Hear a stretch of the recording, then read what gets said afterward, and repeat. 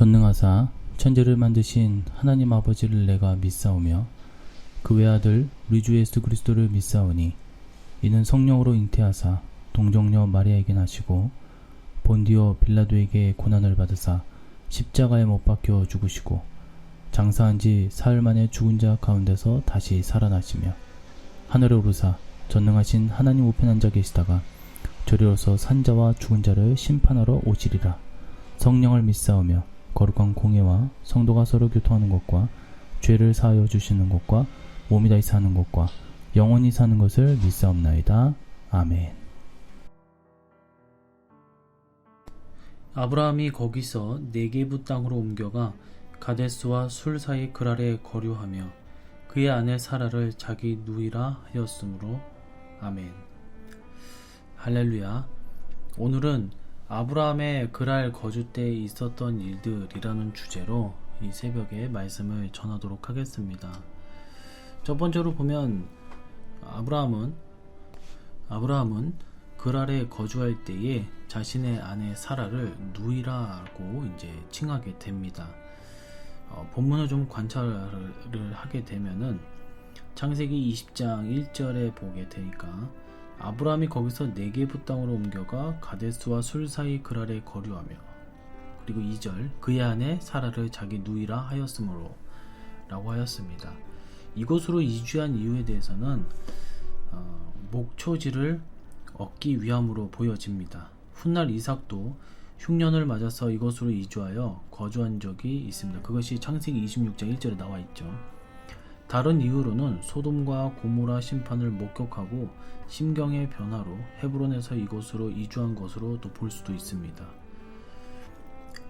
해족속이 그때 당시 헤브론 지역으로 이주한 것을 보고 그들의 위협을 우려하며 떠나지는 않았을까라도 생각도 해보게 됩니다.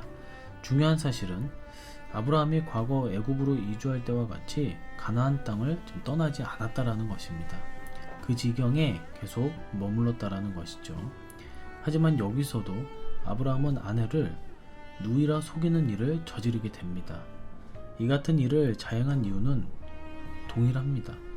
11절에 밝힌 대로 이곳에서는 하나님을 두려워함이 없으니 내 아내로 말미암아 사람들이 나를 죽일까 생각하였다라고 했습니다.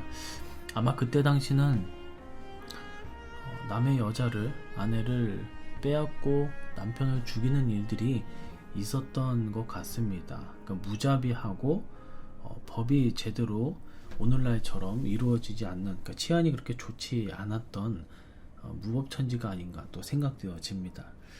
그렇다면 이런 사건을 보면 단순히 아브라함이 비겁하고 겁이 많은 사람으로 우리가 칭하는 것에서 끝나는 것이 아니라 우리가 한번 본문을 해석해 볼 필요가 있습니다.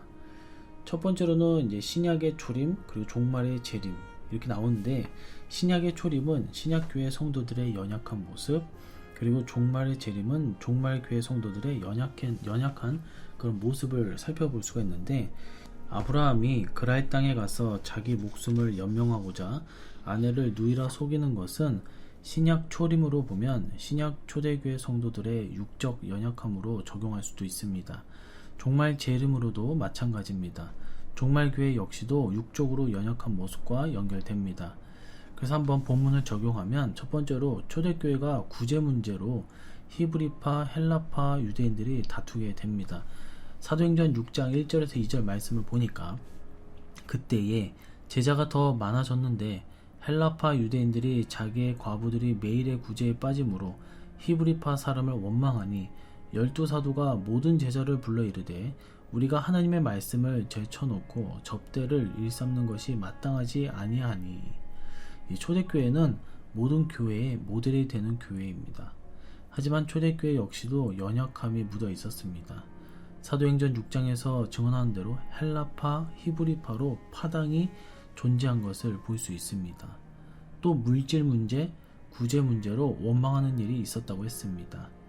주의 종들인 사도들은 말씀을 제쳐놓고 접대에 마음을 쏟는 사역에 이 주객전도가 일어나기도 했다라는 것이죠. 이처럼 교회는 여러 약점들, 허물들이 있습니다.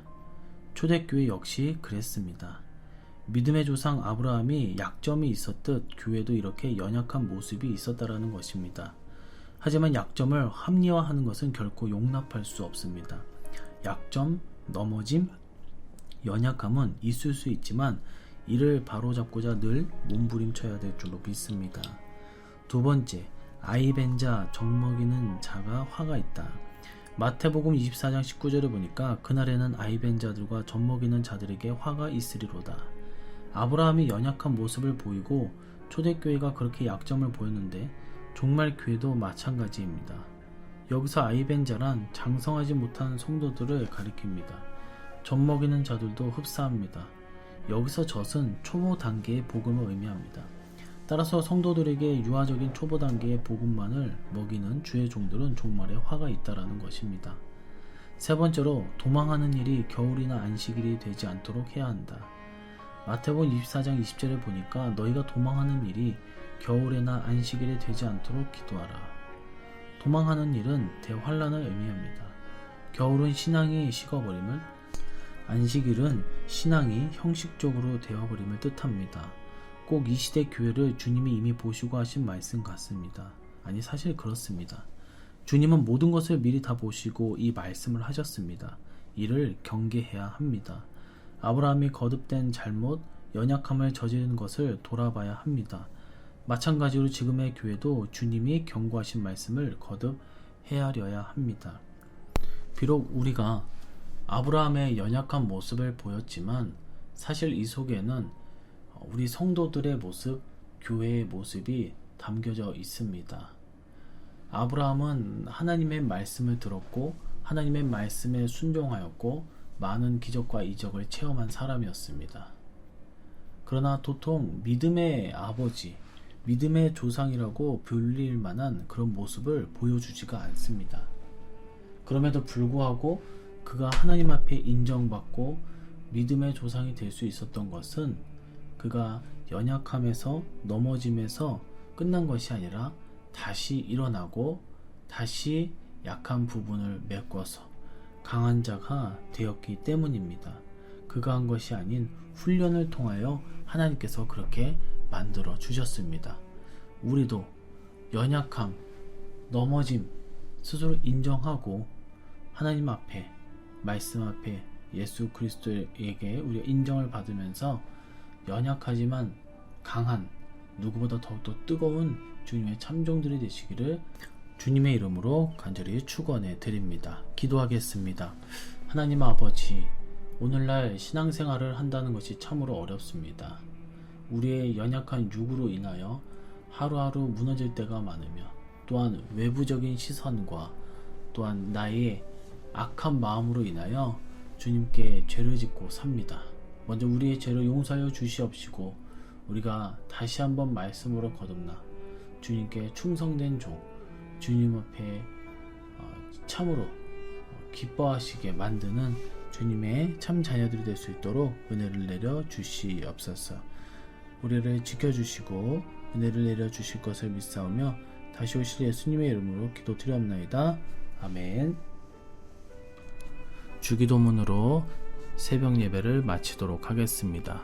하늘에 계신 우리 아버지여, 이름이 거룩히 여김을 받으시오며 나라의 임하옵시며 뜻이 하늘에서 이룬 것 같이 땅에서도 이루어지이다. 오늘날 우리에게 일용할 양식을 주옵시고 우리가 우리에게 죄 지은 자를 사하여 준 것 같이 우리 죄를 사하여 주옵시고 우리를 시험에 들게 하지 마옵시고 다만 악에서 구하옵소서. 대개의 나라와 권세와 영광의 아버지께 영원히 있사옵나이다. 아멘.